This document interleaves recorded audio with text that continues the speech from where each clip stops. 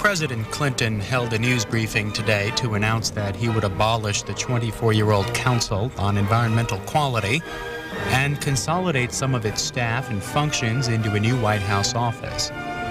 The briefing was called to detail some of the Clinton administration's ideas to streamline the formation of environmental and economic policy. The president also announced that he would press ahead with legislation to make the Environmental Agency a cabinet-level agency. Good morning.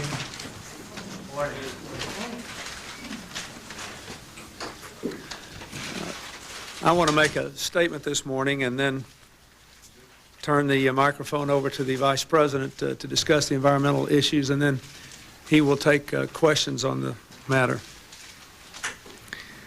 Today I am announcing the creation of a White House Office on Environmental Policy, keeping a commitment that both the Vice President and I made to the American people to bring new leadership and new energy to these issues.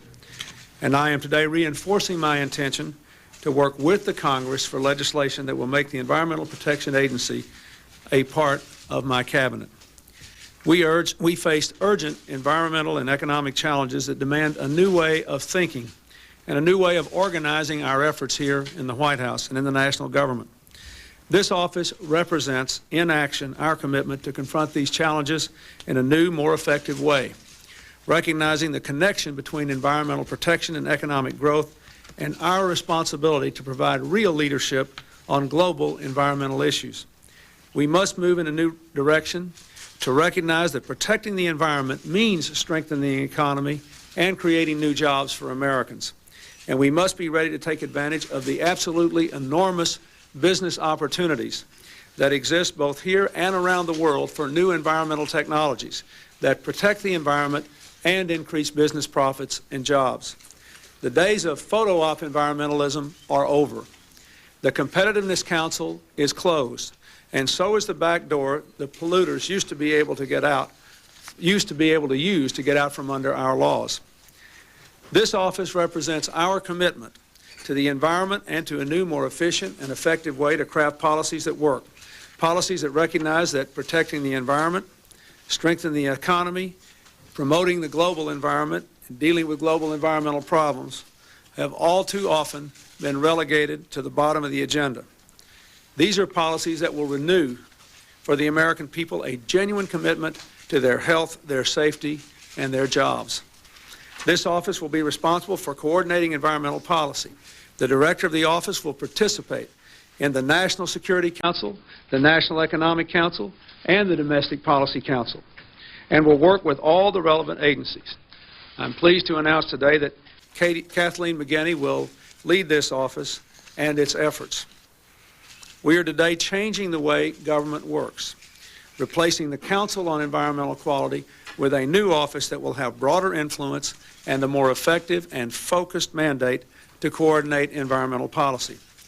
The American people look to us to make government work better and more efficiently and more effectively for them. We are taking an important step in that direction today. The American people, our economy, and our environment will benefit as a result of this. And I'd like to say a special word of thanks to Vice President Gore for the work that he has done on this since the election. We have been working hard now for more than 2 months to determine exactly how we ought to reorganize our environmental efforts and how we could integrate the environment for the first time, really, into national security policy, national economic policy, and other domestic policies. I think we've taken a long step in that direction. I thank the Vice President for his leadership, and I turn the microphone over to him. Thank you, Mr. President. One of the most serious problems with environmental policy development and policy making in the past has been that the environment has been treated as an afterthought to be dealt with only following the creation of economic policies, domestic policies, foreign policy, etc. This new framework will ensure that environmental considerations are brought to bear at the earliest stages in the development of every policy that the President and his staff and his cabinet look at. The new arrangement in the White House with the Economic Council, Domestic Policy Council, added to the National Security Council has already streamlined the policy development process. From the very beginning, the President and I have talked at length about the best way to make certain that environmental considerations are fully integrated in the policy development process. This new Office on Environmental Policy, located here in the White House and the Executive Office Building, will be the place where policy on the environment is coordinated. It is a major step forward. It is a streamlining.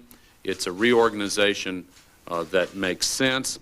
After consulting widely with members of the House and Senate, people in the environmental community and elsewhere, I find nearly unanimous support for the kind of move this represents. I'll be happy to take your questions now.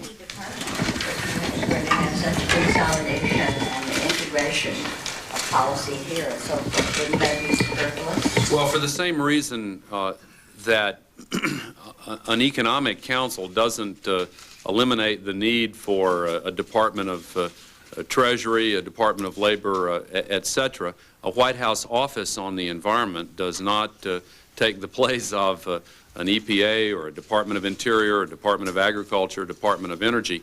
It does, however, enable the President to better coordinate the activities of all the cabinet-level departments and executive branch agencies. Let me give you one example. In the last administration, when the spotted owl controversy arose, there were 5 different positions taken by 6 different executive branch agencies. Now, there were a lot of reasons for that, but one reason surely was that the White House was not organized in a way that gave the President the opportunity to have hands-on coordination of policy. This will change that. Who will be the President's chief environmental advisor? Well, the President has asked me, first of all, during the campaign and during the transition, and now during the first couple of weeks we have been here, to take special responsibility for environmental policy. But the front-line advisors to the President will be the head of EPA, who we hope will soon be, well, is already a member of the Cabinet, but will be heading a department which we hope will soon be elevated to Cabinet rank, the Secretary of the Interior, the Secretary of Energy, the Secretary of Agriculture, and others. Katie McGinty, as Director of the White House Office on Environmental Policy, will be the point person for coordinating policy and policy development here in the White House. The Council on Environmental. Why is this any different than what the CEQ did? What is the difference between these two agencies? That's when Bush named his head of CEQ, he said he would be the coordinator of environmental policy. It didn't work that way, though. And in the last several administrations, it has not worked that way with CEQ. CEQ's not here. It's up the street. It plays not a policy development role, but an advisory role. And there are lots of good folks who have worked well at CEQ. But over the last several years, CEQ's role has become increasingly peripheral in its relationship to the policy development process. The annual report that it produces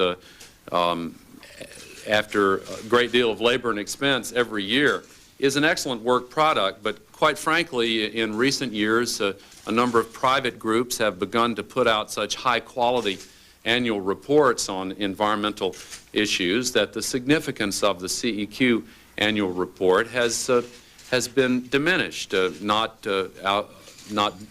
for reasons that are their fault. It's just that the times have changed, and it's times for a reorganization. And with the new awareness of how integral environmental considerations are to every single policy that the President works on, it's time to bring environmental considerations right into the policy development process at the earliest stages. Well, we're streamlining as well as reorganizing. Same amount of people. No, there will not be the same amount of people. It is a streamlining as well as a reorganization. Yes. On a broader environmental question, please, what can the White House do to try to alleviate the crisis of the ozone hole? And these recent volcanoes, have they exacerbated the crisis or brought more time for the world? Well, the negotiations that have been underway for some years on the phasing out of ozone-depleting chemicals continue. The focus has shifted to chemicals beyond the chlorofluorocarbon family to substances like methyl chloroform. I'm sure you don't want to get into a lot of detail on this, but I will respond briefly to the second part of your question because there is actually some substantial misunderstanding about the relationship between volcanic eruptions and ozone depletion. Please bear with me just for a moment here.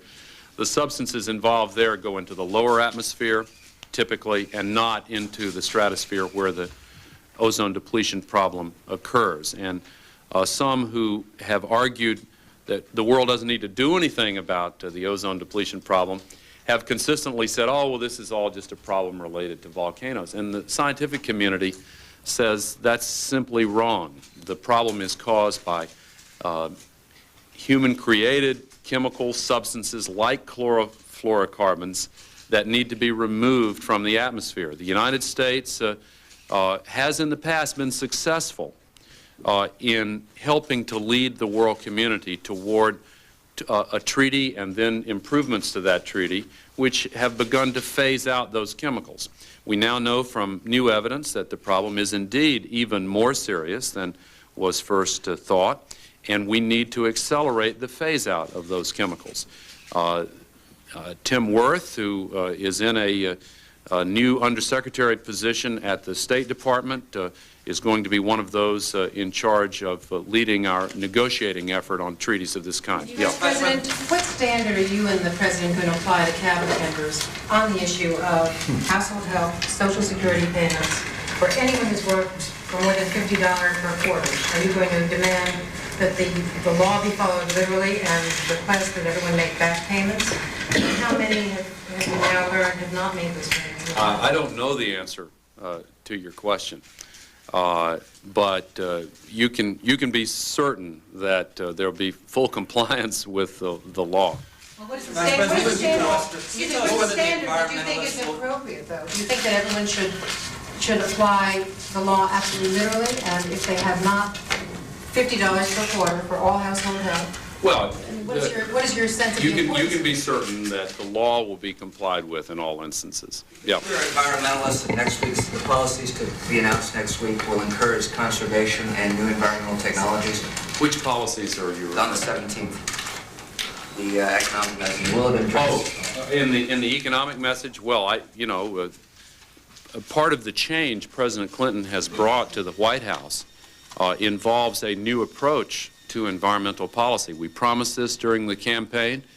He has been following through and keeping that promise. And yes, in all the discussions of the economic stimulus package, the investment package, the job creation strategy, environmental considerations have been a part of the discussion. Last question. Will this new office review regulations before they are promulgated?